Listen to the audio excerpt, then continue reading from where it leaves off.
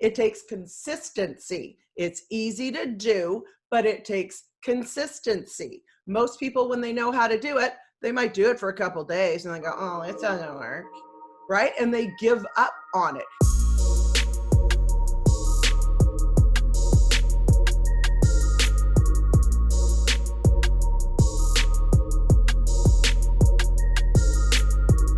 Boom. Happy hump day, party people. We are live with Erin Birch. Erin, how you doing?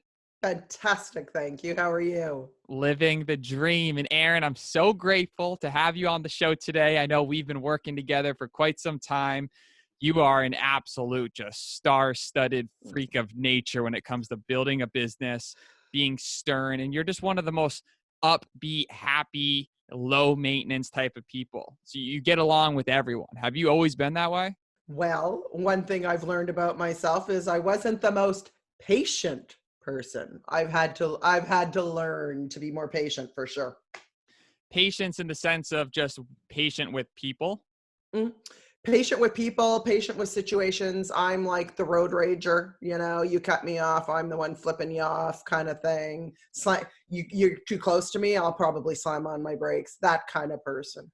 Yeah, it seems like you hit that boiling point, right? If someone does something, sometimes you'll convert that one little thing and it'll just kind of boil your water.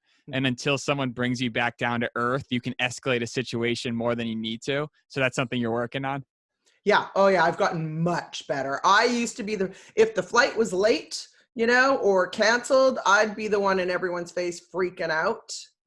And with me working on my mindset and all the personal development, I've completely changed my perspective about everything. And of course, that makes life a lot more pleasant when you're not always freaking out. Right. And now you've been a full-time online entrepreneur for a while now, and you've coached and trained people from all over the world. So one thing that blows me away, and every time I talk to you, I get valuable information from, is your personal development is just on another level. And you talk a lot about, one of your favorite people, Dr. Joe Dispenza, breaking the habit of being yourself and reprogramming your mind.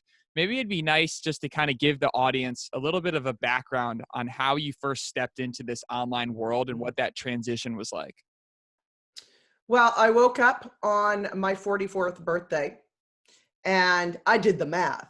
If I'm 44 and I'm going to live to about 88, that means my life is half over. I've lived half my life already. So the next natural thing to happen to a human being is you start asking yourself the questions, right? Am I where I thought I would be at this age? Am I fulfilled? Am I living my purpose? Am I truly happy? Right? So I asked myself all these questions and the answers were no, I'm not, right? I'm like I'm half living kind of thing. So I then realized, because of my age, I either do something about that now or never, right? I can't wait 25 years to take action to make the changes necessary to be as fulfilled as I wanted to be. So that day, essentially, I changed everything in my life. The only thing I kept the same really were my kids. I kept my kids. Everything else I changed, right? It's your job to make you happy. That was another realization I had. I'm like, okay, no one is going to make me happy and fulfilled. I have to do this for myself. So make the changes necessary. So I made a lot of changes. That's the day I became single. So you're in a relationship and it was a toxic relationship and you felt like it was kind of holding you back from your potential? It wasn't, I wouldn't say toxic. I would just say more, we had totally different energy, totally different goals. We didn't think the same way, want to live the same way, all that kind of stuff, right? I don't believe you're necessarily meant to be with the same person forever. I believe you meet people for certain reasons, right? It might be just that time you're meant to be with that person. And I very much felt my time with this person was up. I wasn't learning from him. I was growing and he wasn't. You know, when you start doing personal development and the people in your life who aren't doing personal development say things like, you've changed. And they look at it like this bad thing, and you're going, thanks for noticing. And they say it because they're not evolving, right? You are evolving and they're not. And it's impossible to stay with someone who isn't evolving when you are. That's an interesting topic you bring up, because I mean, when you get into a relationship with somebody, maybe you date for 2, 3, 4 years upwards before, you peg the question, and now you're bound for life and eternity. You've only really known that person for 1, 2, 3, or 4 years. You're making the best judgment with the information you currently have at hand. Having a partner is great. It seems like the natural progression. But things change, people's change, times change, and being able to make those adjustments requires a lot of freaking boldness, especially once you get into that comfort zone of being inside of a marriage, being comfortable, having shared responsibilities. Maybe it's children, pets, mortgages, anything financial.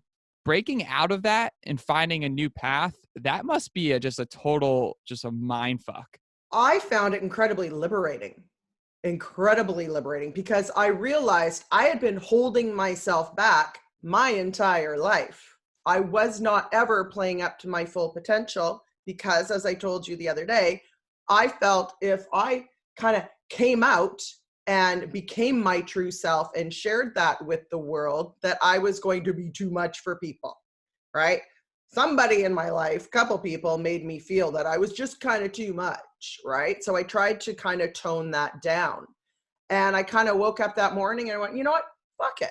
Who am I living for? Myself, right? You get to a place when you're older and you kind of stop caring what people think so much about you. And you're like, screw it, man. My life is half over. I'm going to make sure this second half of my life just rocks.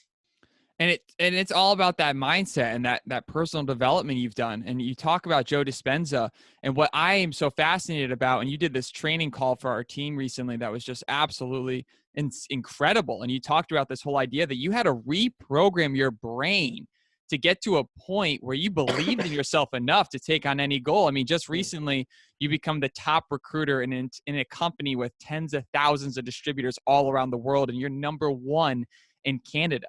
Amongst 10,000 entrepreneurs, everyone has the same compensation plan, the same opportunity, yet you decided something clicked in your brain to go on an absolute frenzy and to stay consistent with that for over almost 25 days now, and you're on track to hit a huge goal. How do you do that? What goes on in your brain to do that? Well, when I knew I needed to make changes in my life, and when I knew I wanted to create my best life, right? I knew I couldn't do that being the person I currently was, because the way I was, the person that I was too afraid of what people thought of her, right? So I knew I had to become the person that would be able to create this dream business, that could create results. I needed to become that person because I wasn't the person who could get that done. So therefore, how do you become that person? You change your, oh God, you reprogram your brain. You got to program the bullshit that's holding you back and reprogram your brain so that you're able to create the kind of success that you desire. So every human has this programming in their brain that comes from before the age of 7, and it is imprinted in your subconscious mind, right? You create these beliefs about yourself. When your brain as a child is so impressionable, you take things that are said to you or things that happen and you misread them, right? So somebody in your life, it could be, I was using the example the other day of, let's say you're 6 years old and mom says, can you clean off the dining room table? So you get the cloth and you're cleaning it off and you leave a couple crumbs, right? You're 6. And mom says, oh, there's a couple crumbs there. You could have done a better job. And 6-year-old brain is going, oh my God, I'm not good enough. She doesn't think I'm good enough. And what happens for a child, survival, survival. You're thinking about your very survival. So if mom doesn't think I'm good enough, she might kick me out of the tribe. How am I going to survive on my own out in this big, huge world? I need mom to love me and not want to reject me and kick me out of the tribe, right? So now you're going, oh my God, I'm not enough. I'm not good enough. And you go into this stress mode, and then you start living in a state of stress at an early age. And then you go on through life and things happen. Other people say things, events happen where that belief in yourself that you are not enough, you are not good enough is reinforced, right? So let's say you're now playing soccer and you miss the shot at the net, and you go off the field and the coach says, oh man, you should have had that. Boom, right, I'm not enough. I'm not good enough, right? Then you're in high school and you're dating somebody and they dump you for the cheerleader, right? No, it doesn't go through your head that, oh yeah, we weren't really a good, we didn't really connect on a good level. You're going, I'm not enough. She's better than me. I'm not enough. That's why he dumped me. And did you know that once you have these beliefs in your head, your subconscious mind will look for opportunities to make sure you believe that BS belief about yourself. It will look for situations to kind of go, see, you're not good enough. See, and your brain will look for these opportunities. It's self-sabotage. So here you are 35 years old and you have this belief about yourself that you're not enough. You're not smart enough. You're not pretty enough. You're not thin enough. You're not whatever. How are you supposed to be a successful human being? How are you going to be able to take the action necessary to build this dream business? How are you going to be able to get into a really wonderful, healthy relationship when you think you're a piece of shit? You can't. You got to reprogram that shit out of your mind. Easier said than done. It's easy. It's easy. How? How is that easy? Super easy.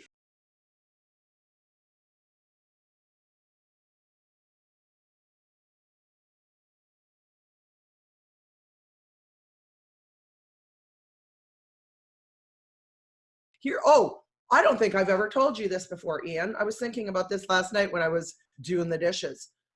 I have always known that the human brain is this impressionable. I remember when I was about 6 years old, laying in my bed, and I remember going, if I wanted to, I could convince myself that the neighbors are aliens. I knew that if I simply told myself that over and over and over again, over a period of time, I would begin to believe that. I understood that at the age of 6. I also then became very, very obsessed with the ideas how easily people are brainwashed, like people who join cults. It is so easy to brainwash a person, to reprogram their brain, to change their beliefs, to change their thought patterns. It's incredibly easy to do. That's why people fall victims to cults. And I understood this at such an early age. I remember in grade 4, when everyone else was doing reports on cats and dogs, I was doing cults. You were doing cults, like you're researching cults? Yes. I was researching it. My report, when all the kids were doing a report for school on cats and dogs, my report was on cults. Oh, damn. Mine was lizards. I wanted to go into forensic medicine, the whole bit. I'm fascinated with the human mind, right? So I understood that, okay, so if my brain, my subconscious mind is holding me back and making me believe I'm not capable. All my life, I thought it was stupid, by the way. I had convinced myself, a few people said things to me that made me, I chose to take that as I'm stupid. And I believed that my entire life. So why would I have gone out and done big things when deep down I believe I'm not even smart enough to pull it off? So why would I try? I didn't. I played small because I didn't think I had the brains to play big. But I also understood how easily the brain can be reprogrammed. So I'm like, well, Jesus, I just need to reprogram my brain, right? And I started doing things to my own brain Then I was introduced to Joe Dispenza, and to the homework before you go to his progressive workshop was to watch this series of 5 videos, right? So I'm watching these 5 videos, and like this was all new, supposedly new information for me, but I'm watching these and I remember bawling my eyes out one night because I'm going, I know this stuff. I know this stuff. I've been doing this stuff to myself, you know, for a lot of it throughout my entire life, but I've been going hardcore for a couple months doing this stuff to myself. And I messaged my buddy who made me watch the videos, and I went, I know this stuff. And he goes, of course you do. We all have this information. Just most people don't tap into it. It's ancient knowledge. It's ancient knowledge that we all have access to. It's just most people don't access it. Right? That's interesting. So you're saying that we all have access to this. We can all tap into this, but why do so few people come to the realization that they can? Because a lot of people are so addicted to their own thoughts. They're getting something from it.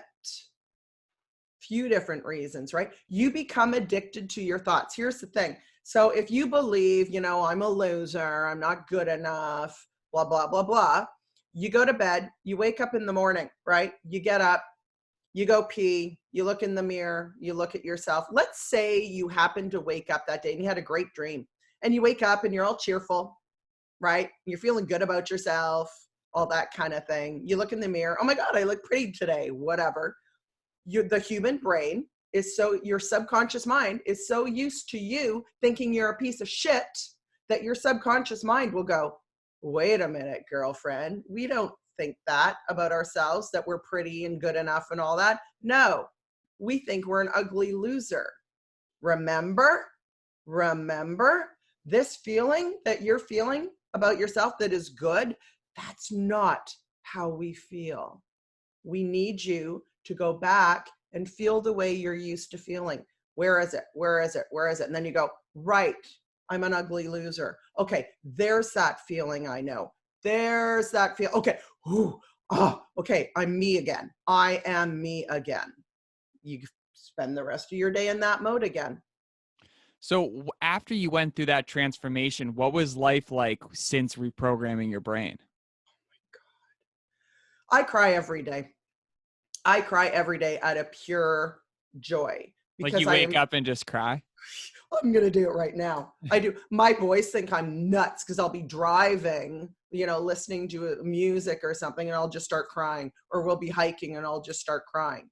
Because I live at such an ultra high vibration. I'm so happy all the time because I have such control over my thoughts, right? Because your thoughts create your emotions create your behaviors. So when you're in such complete control of your own thoughts, you control your emotions, right? And then you have control over your behavior. So you do the things necessary to build your business. You do the things necessary to go vegan. I'm on week 3, by the way. You do the things that make you go to the gym. You do the things. What about someone that is going through some like hardcore medical challenges where they feel like it's out of their control? It's unfair. You know, they look at people that might be super healthy and those people might be upset, and they're looking at those people like, how dare they be upset? Because if they only knew what was going on in my life, what would you say to those people? Love this question, because I'm going to teach you a little mindset hack that I do to myself that it has been completely life-changing. That's called being in victim mode, right? Oh, poor me. I don't have any control over the things that are happening to me. I'm just a victim. When you change your thinking to, I am a creator, right? It is life-changing. So what you can do for yourself, what I do for myself, when something doesn't go my way, even with this I've been sick for like 3 weeks, right? I mean, it's by no means is it this, you know, I certainly don't have cancer or anything, but just as an example, when something doesn't go my way, instead of going, oh, poor me, this sucks, blah, blah, blah, blah, or if my plane doesn't take off and I'm stranded in a foreign city in a snowstorm overnight, the old me would have been freaking out. The new me instead goes, this is interesting. Why did I create this to happen? I'm a creator of my own reality. So why did I create this to happen? I will look for what I am meant to get out of it. Who knows? I could meet Prince Charming tonight, right? Or this is the universe telling me to slow down and chill out and relax, take a break, go to the hotel, have a hot tub, right? I always look for the reason I created it, so that you always get something out of it. Even a sickness, you created that for a reason. Look for the reason, what you're meant to get out of it. Maybe you're going to make yourself healthy again and then be able to help other people, get healthy again from the same sickness, for example. Yeah, that seems so powerful because it's just it's a next level of looking at the bright side of things. What can this teach me? I'm not a victim. You know what? Things have changed. Times have changed. Let go of the past and what you expect to be doing at this point in your life. Understand that you are in a whole new world. This is a new setting. And in every new setting, you get hardened. In every new challenge, you get hardened. And then every issue you go through, whether that be sickness, divorce, financial insecurity, whatever, it's making you a better person. Now you're more relatable. Now you have empathy. Now you actually really, really, really appreciate just the little things. Going out and getting a coffee in the morning, not having pain from time to time, feeling comfortable in your own skin, liking the way you look. Your teeth look whiter than yesterday. You're like, God damn. Yeah. You change your perspective, right? And what if getting fairly sick, I believe one of the reasons we are here is, well, to have a really good time and, radiate joy, learn, but grow your consciousness, become more of a conscious being, right? So if you're sick for a while, let's say somebody gets an illness and they're sick for a year or two, maybe they're meant to learn how to go within. The only way to become more consciously aware is to slow down and go within, right? Like meditation. And we all know that your thoughts can make you sick. And it is a proven fact, your thoughts can make you well. So maybe by having this illness is a way for you, it's an opportunity for you to learn how to go within and heal yourself. Heal yourself, right? We know thoughts make us sick. I used to do this. I'd lay in bed after I split up with my ex. I could lay in bed and lay there and think of the things he didn't do, the things he did do, blah, blah, blah, blah, blah, blah, right? I would work myself up into this state of anxiety, this state of resentment till my heart is racing. What's the freaking point in that? Right? So if you continue that, you're putting yourself into stress mode. Okay. So your body cannot heal if you are in stress mode. So if I continue to think about my ex, he wasn't that bad. Trust me. I was overthinking. He's a good guy. But what I'm saying is if I chose to live in that state of resentment and anxiety, I'd probably give myself cancer. Yeah, that's interesting. Getting into the habit of doing those daily meditations is still something I struggle with just because my brain's always moving so fast. I'm always 1, 2, 3, just like everyone else. The phones are in our faces and we're like, oh man, what's going on? Just the idea of stopping for 30 minutes and just breathing is so challenging. And one of my good buddies actually runs all of the social media for Dr. Joe Dispenza. And he's constantly telling me every time we talk to him, it's like he went to another planet and came back and he's explaining all these concepts. And I'm just like, bro, what are you on? Because whatever you're on, I want a piece, man.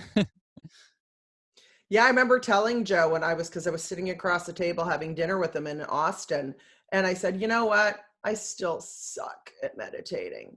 And he goes, don't say that. Any meditation is a good meditation. If you can do a 2, 3, 4, 5-minute meditation, that is a good thing. You know what I've learned to do, and it's helping me finally sleep for the first time in my life, because I have monkey brain too. It's always going. You know what I now do? I lay on my back at bedtime and I watch the pictures behind my eyelids. I will focus on that. You know, you might see like kind of like a purple triangle or something like that. I'll focus on that. And then it'll kind of switch to a white circle.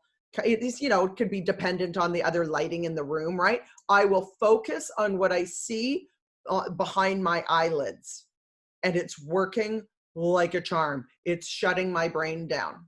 So you'll do that and just, what, do you do deep breaths through the nose and out through the nose or out through the mouth? What's that look like? Yeah, I don't even do the breathing thing, quite honestly, oftentimes. But what I will also do is, because I've gotten really good at moving energy through my body, I learned this with Joe. We did a 4.5-hour meditation from 4 a.m. until 8:30 a.m. one time in Mexico. And I'm like, how am I going to do this? I can't meditate for 10 minutes. How am I going to? It was supposed to be a 4-hour, but we went for 4.5. I'm like, how am I going to pull this off? Right? So it was wild. We're laying on the floor. There's like 700 of us laying on this floor in this room in this hotel in Mexico. And I'm just playing with my energy. A lot of other people were snoring and falling asleep. I'm playing with my energy. I'd be like, oh, let's send energy to my right hand. Boom, there it is. Let's send energy to my left knee. Boom, there it is. And I'm just moving it around in my body. So you're an energy bender. Yeah. I mean, hey, everything is energy and frequency. Yeah. Right? It seems like, those type of people, you could use the term they're woke, or, they've unlocked this new being. One of my good friends, both, so Anton and Sky, they're actually both in Poland right now with Wim Hof doing the ice Mm-hmm. deal. Yep. So, if you guys don't know who Wim Hof is, he's kind of the pioneer of this whole ice bath movement. And this idea that through our thoughts, we can control our temperature and basically be able to withstand freezing cold temperatures. So when they go out to these, to Poland, one of the challenges at the end of the whole course is to hike a mountain that's like below zero in your boxers. And you're basically butt naked and you hike a mountain. And, people aren't getting hypothermia because they're controlling their energy. They're using these breathing exercises. And Sky told me today, he's like, man, I haven't really ever believed in this stuff. I always kind of thought it was just kind of like some whack-a-mole thing, or 1 in 5 people can do it, but not everyone. But he's like, when we were with Wim, we went deep into some of these deep breathing exercises and I was tripping out. He's like, this has to be what DMT feels like. I almost have to have Sky on the podcast just to explain his experience after it, because he was like, I saw eyes everywhere. I got so deep. It was the most charged feeling. My hands were curled up like this, like during the exercise, like almost just like totally effed up. And he's like, it's totally normal. People were walking me through it. I was high off of my own supply. So you hear this and you're like, yo, okay. So I grew up in the age where in middle school, people are doing drugs like MDMA and college, not middle school. Let's be real. College. Middle school would be really effed up.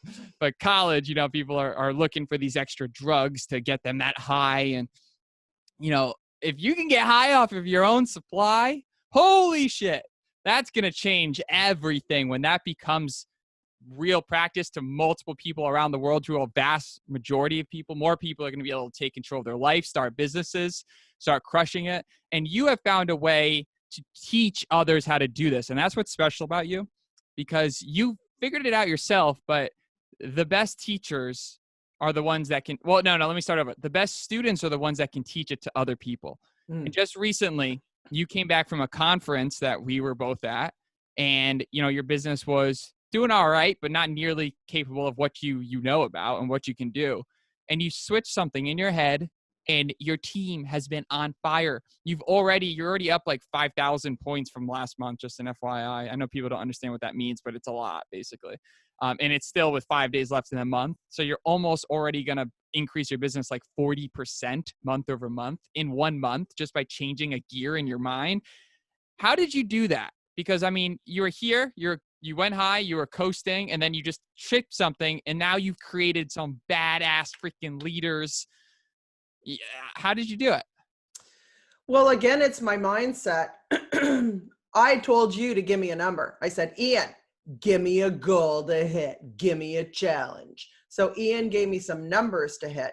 And I have such control over my own thoughts now that I'm like, game on. That's all there is to it. I will hit those numbers. There will be no other outcome. It's not possible unless, I get hit by a car or something, right? I mean, here I came home and I was sick and I had no voice and it was killing me because I had complete laryngitis and it was absolutely killing me because I have to hit those numbers. So I don't, my mind, I have such control over my thoughts that my mind isn't going, oh, maybe you're not smart enough to do it. Maybe you can't do it, blah, blah, blah, blah, blah, blah. No, it's go time. That's all there is. No overanalyzing, right?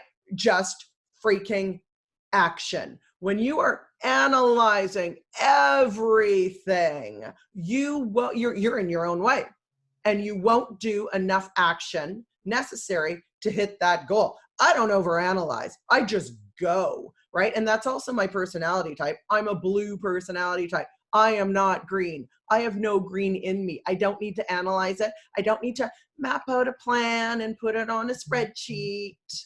My brain doesn't work that way. You're a little red though, too. You're not just blue. Oh, I'm red too. I'm purple. I'm purple. So I love to have fun, but I'm very, very driven as well, right? I'm very driven. Also, red is very much, your leader's alpha personality. I also knew to get the kind of results that I wanted in my life, I had to become more alpha, right? I mean, there we go. There's the male energy too, right? But I mean, you've got to be an action taker to get the results. Let's circle back. You just said the male energy thing, and we talked about this on the phone recently. I want you to explain to people that story about when someone said you had male energy. So the first time I really even came across the whole male, female energy thing, I was with somebody who's huge in the industry, multi-million-dollar earner, the whole bit kind of thing. And I was meeting with him to see if we were going to work together. And so we met in his office and I started talking and he goes, whoa, you have really strong male energy. Now, because I didn't know what he was actually saying, I went, oh my God, dude, are you calling me a dude? Because I'm not a dude. What he actually meant was you, girlfriend, could totally kick ass because you have strong male energy, which is the energy that takes action, right? So your different energies. The male energy is, the action taker, get shit done, all that kind of stuff, where your female energy is your intuitiveness, your communication, your emotional side. So think about this. For a woman who is only in touch with her female side, she's not going to take action. She doesn't have that male energy to be that action taker, right? She's more the person to sit on the sidelines and, oh, kind of thing, right? Or the dude who is not in touch with his feminine energy whatsoever, means he's got shitty communication skills, doesn't connect well with others, can't tap into his intuition, probably has a shitty relationship with his wife or girlfriend because when she's crying or whatever, he can't empathize because he's so out of touch with his female energy. So the most balanced people have access to both, because when you're a leader, you need to have access to both, right? You've got to have that male energy to kick people into action, to give some people tough love when they need to hear it, to be able to lead by example. But you also have to be in touch with your female energy, which is your communication skills and the loving on people. So when you have access to both, you can give someone some tough love right now and then get on another call and totally love on someone who needs more sympathy and understanding and all that. So it's about being a chameleon with your energies. Yeah, one thing you say sometimes is that you think you're a little bit self-conscious that you're being too intense. Yeah, I've always had that fear because that male energy is strong in me. And I'm to the point where I don't care so much what people think of me anymore. But I also know that I'm still not accomplishing as much as I could or what I am meant to accomplish, because I still hold myself back, because there's also the whole thing in society, right? A woman who is a go-getter and speaks her mind is a bitch. Guy does it, it's okay. He's just the boss, right? He's the dude, right? But women do that. They're a bitch. They're aggressive. They're bossy, right? It has negative, it's viewed negatively. It's now changing. It's changing, I feel, in this world. But women still have that on them, that they're going to be perceived in that way. So I'm working on trying to get rid of that entirely. So I think I'm about 80%. I call it coming out of the closet, because it's hard to become your true authentic self when you still care what people think of you. So I kind of think I'm like 80% of the way, but I still have like 20% that's just waiting to come out. And I need to get to a place where it's like, fuck it. I don't care what anyone thinks.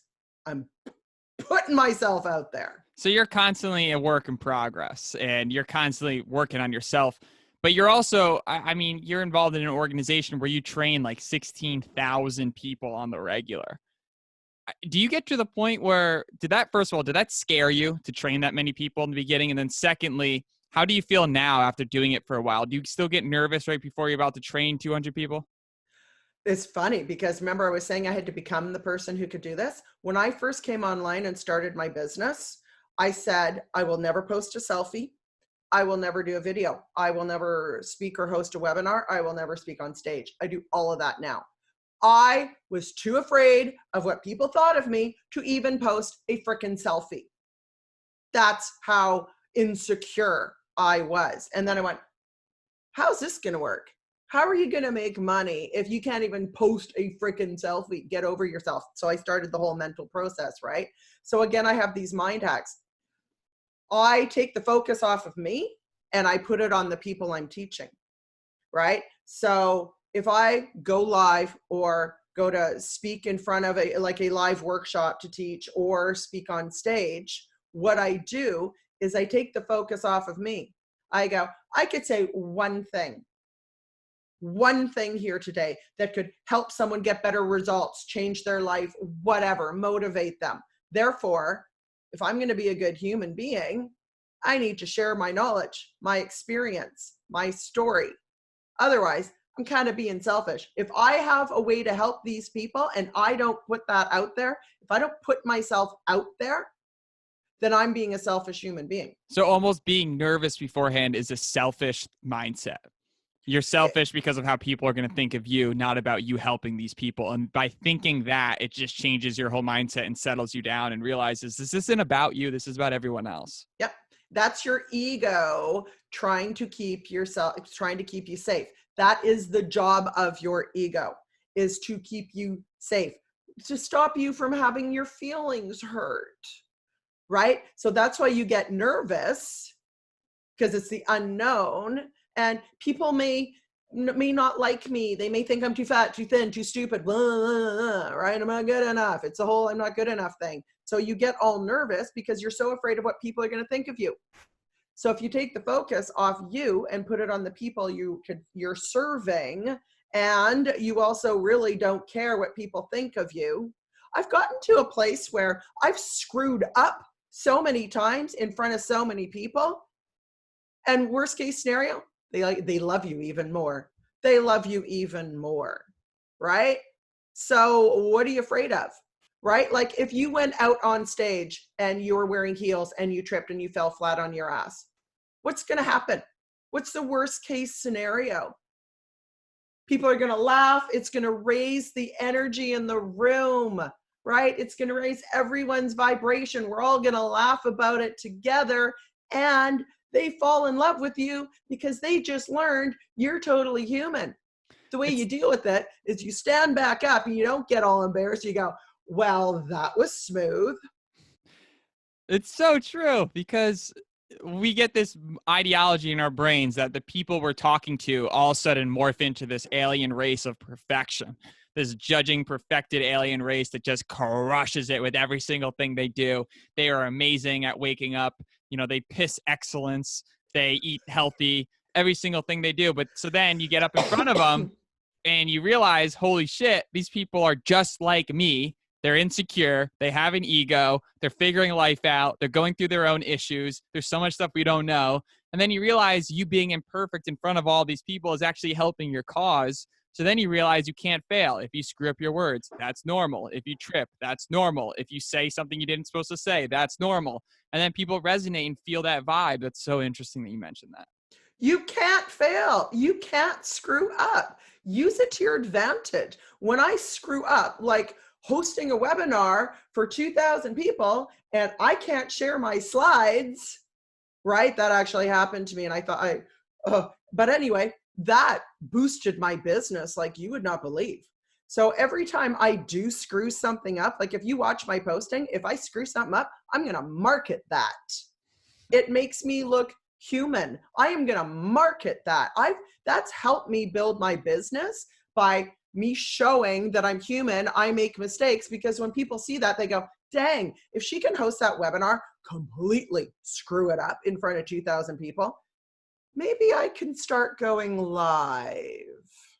You talk about that thing going live, and I got to say, I feel you when it comes, like, if you're thinking right now, holy shit, it is so scary to go on Facebook Live. I totally get it. My story is going to relate with so many people with that whole live deal. I didn't go live for a year. John Melton was, our mutual friend, John Melton, did this video challenge to go live every day for 30 days. I didn't actually do the video challenge, but I saw other people do it. And it always made me feel like super self-conscious, because I knew I wasn't doing it because I just was a little bit afraid. And I remember being on the phone with John and just called him up asking about the live thing. And he just, hit me up. He's like, make money or make excuses, bruh. He just like kept it so real with me. So I was like, all right, I'm going to go on live. I went, looked in front of the computer, stared at the live button, and I'm not going to lie, for 2 hours, I'd walk into my room, I'd look at the live, go click live and say, I'm going to go for a walk. And I'd take a walk around the street, come back. I did that about 7 or 8 times. 7 or 8 times, 2 hours just wasted looking at a screen because I was so terrified of breaking over that boundary. And now when I hit live, I only get just a little nervous. It's more of an awareness than a nervousness. You know what I mean? Aware that, hey, right now we're about to go into battle. We're about to spit some brains, talk some game. You know what I mean? Yeah. Well, when I first started doing video, there was no live. But when I first started doing video, talk about overthinking, I would do like 30 different tries of a 2-minute video. It was ridiculous. But I had to be drunk. I had to be drunk to do my first 20, 30 videos. I had to have at least 4 to 6 ounces of alcohol in me because I was that afraid. I was absolutely freaking out, on the verge of throwing up, the whole bit, right? And then after doing like 20 or 30 videos with 4 to 6 ounces in me, I did a video one day and I'm like, wait a second, I didn't even have a drink. Woohoo! And I started doing like 10 videos in an hour. I would change my shirt, put my hair in a ponytail, put different earrings on, and I'd bang out like 10 videos. I'd have a video a day for the next 10 days. And then along came live. And I went through the whole thing again. Oh, this is different. Oh shit. And I looked at that live video, that live button for probably 2 months before I went, fuck it. I'm just doing it. I'm just doing it. The only way to get over your fear is you got to go through it. You do it anyway. You put on your big girl or your big boy panties and you do it anyway. And every time you step outside of your comfort zone and you do something you're scared to do, everything gets easier. You up and up and up and up your game, right? Okay, now I did the selfie, posted the selfie. So the next thing is, now I'm going to get someone on a call, right? The next thing is, okay, now I'll do video, right? Now you get comfortable with that. Now I should do a webinar, right? Now I'm comfortable with that. What's left? Got to speak on stage. It's almost like getting an itch. When you get an itch, you need to scratch it. And when you get the itch, you need to go on live. When you scratch it, it's like, oh. But if you don't itch, it just gets itchier and itchier and itchier. And you're like, oh my God, you start losing it. And the fastest way to bring down your vibration and lower your self-esteem is to disappoint yourself. Don't ever forget that. That can destroy you. You being disappointed in you can absolutely destroy you. So don't disappoint yourself. Do what needs to be done. I'm not saying, it has to be perfect by any means. It's great if you did it, But not doing what you know you need to be doing is going to create this disappointment that can crush you. So that leads us to one of the next segments of the podcast, and it has to go with doing a little, looking back on life. And, for you, you said it was around 44 for you when you really made this change, this whole paradigm change of not being a victim and stepping in and just absolutely crushing it. But I'm going to kind of go back right till, say, whether you went to college or not, right towards that after college moment, say 21, 22. If you could have gone back in time and you could have told yourself, one, two, or three things, you had like 3 to 5 minutes, like, listen up, Erin, listen up, E, this is your girl from 25 years later talking. What would you say to yourself that could have saved you a ton of time, money, headache, heartache, tears, you name it? And it can't be, even though it's a fantastic answer, I wouldn't have said anything because of who I am. First thing I would have told myself is, no one's nearly as focused on you as you think they are. Get over yourself, because it's going to hold you back your entire life, right? Get rid of the frickin' ego. Next thing I would have told myself is, you're not nearly as stupid as you think you are. You're not nearly as stupid as you think you are. You just chose to believe that when someone said the stupidest little thing, you chose to take that as you're not intelligent, right? Another thing, go for it. No matter how uncomfortable or scared you are, if something comes your way, an opportunity comes your way, an opportunity for you to grow as a human being, grow your business and everything, but an opportunity for you to become better, you go for it, no matter how scared you are. One of my mentors, he used to always, he doesn't ask me to do things now because he knows I'll do it. Because he knows if it's good for my personal development and the growth of my business, I'm going to do it. Doesn't matter how scared I am. So he doesn't ask me to do things anymore. He just kind of tells me. So I had his voice in my head for like 2 years. 2 years. Something would come my way. I'd be freaked out to do it, right? And I'd have him in my head saying, just fucking do it, Birch. Just do it. And I would go, okay, he's telling me to do this, I'll go do it. So I chose to listen to his voice instead of my own subconscious, that voice in my own head. I just decided to go with his. So what about the whole deal with a lot of people inside of the direct sales industry, online entrepreneurs? A lot of the times they get into online entrepreneurship is because they feel like they need to, not just because of the luxuries of working from home, but maybe something like children, maybe something like, having a bad back, maybe something like little things that make it so you just can't get up and go to a 9 to 5 and drive every morning for 30, 40-minute commute. Like physically or mentally, you just can't do it. So you're almost forced, like, hey, look, I have to figure out a way to make money online or, I'm screwed. Mm-hmm. What would you say to those people, though, that have 3 to 6 to 7 kids or whatever, that have all the excuses in the world and have no time? How does someone like that build their business? Well, you have to be realistic.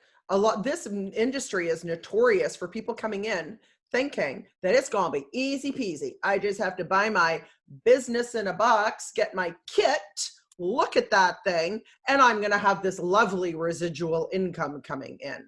That is not the truth, right? If anyone's told you that, you've been lied to. It's called building a business, right?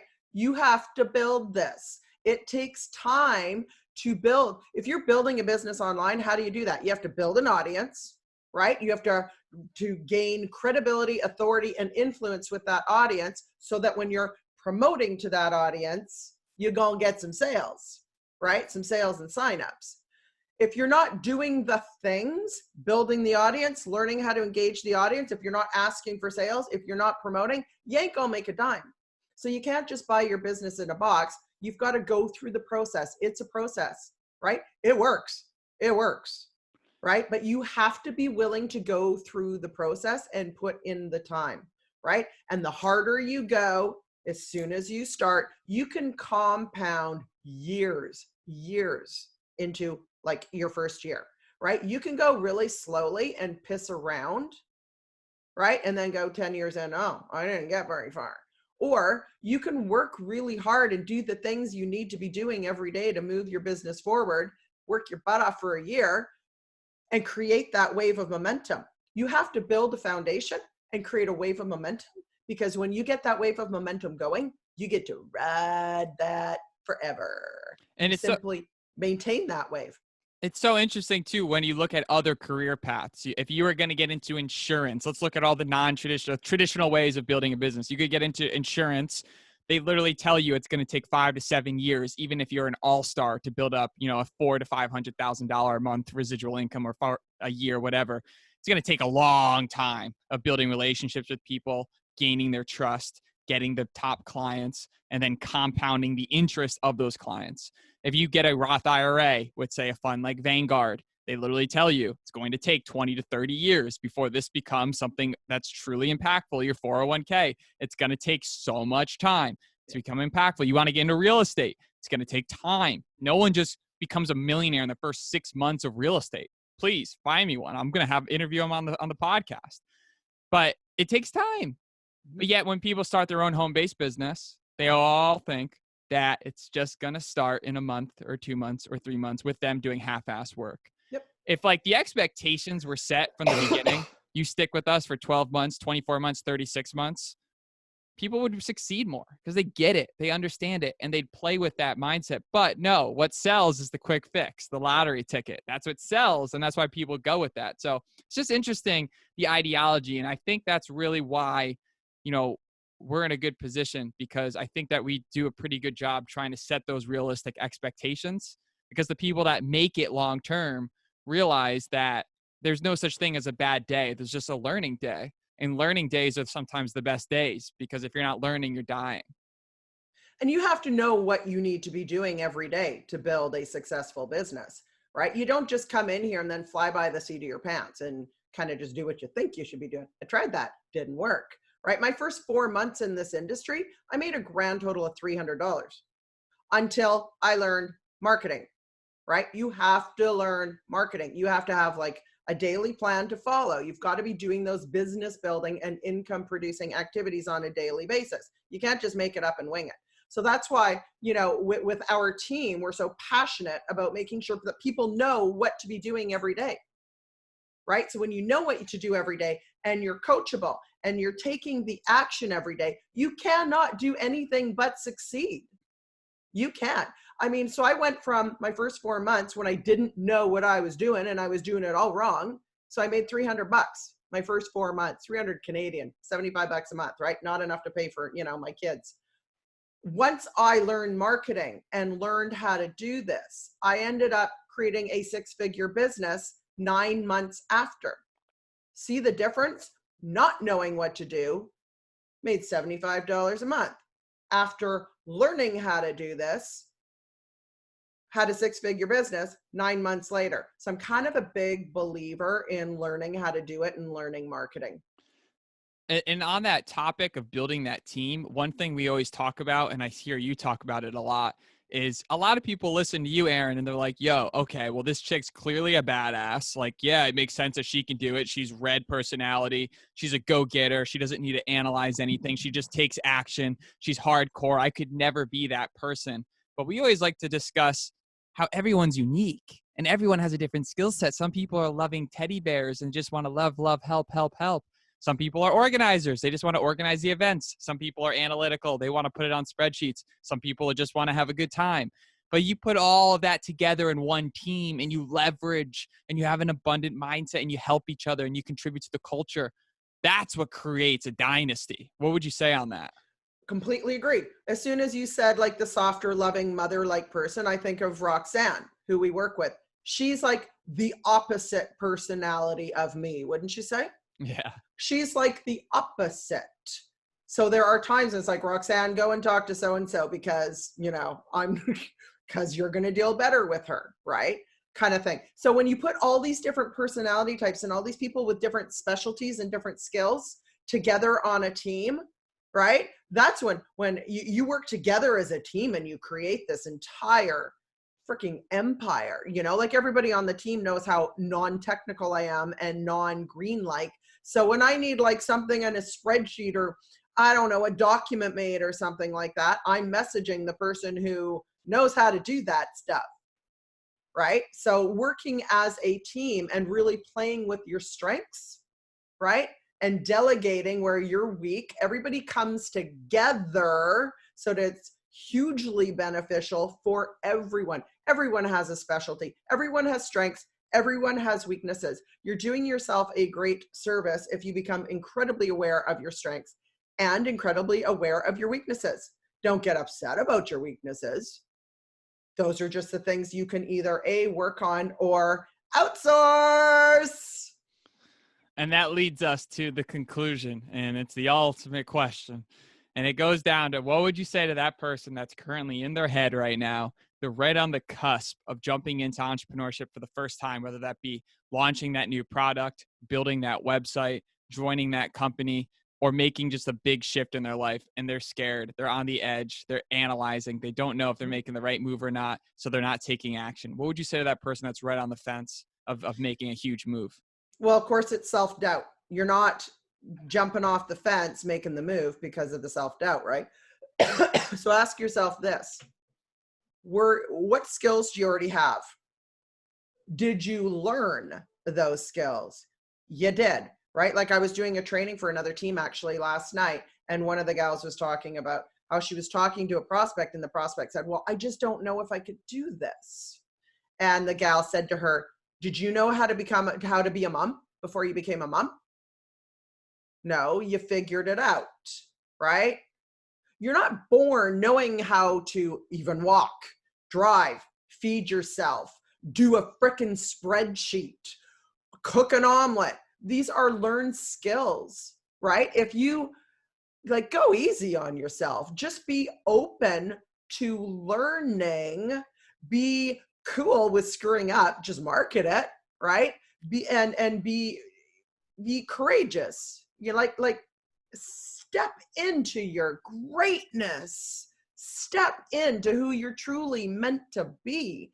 And if that doubt is this wall in front of you all the time, I promise you, you're not being who you're meant to be. You're not reaching your full potential when you allow that self-doubt to hold you back. So it's about jumping, right? Jumping off the cliff, as they say, and building your parachute on the way down. Pretend you're a blue personality for a while. Pretend you're a blue-red personality. Stop being so green. And you'll figure it out. Everything is figure-outable. And when you're joining a team, you got help. You're not even doing it on your own. You've got all these people around you to help you out. There it is.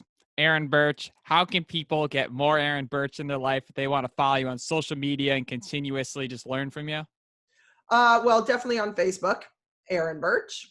My blog is erinbirchcoaching.com. YouTube channel, Erin Birch Coaching. I'm on Pinterest and Instagram as well. So I'm kind of on, okay, well, my assistant is really helping me out with all that stuff. I'm on Facebook all day long, but I'm all those places you can find me. Amazing.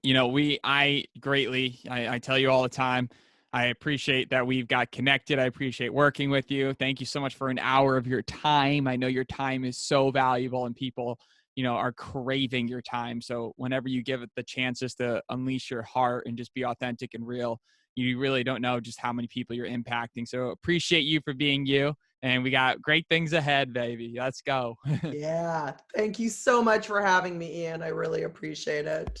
All right. Till next time. Thank you for listening to another episode of Len Jones Party of Two. If you enjoyed it, please leave us a review and subscribe to stay up to date on our new episodes. And remember, hope is not a strategy. Keep making moves. Till next time, peace.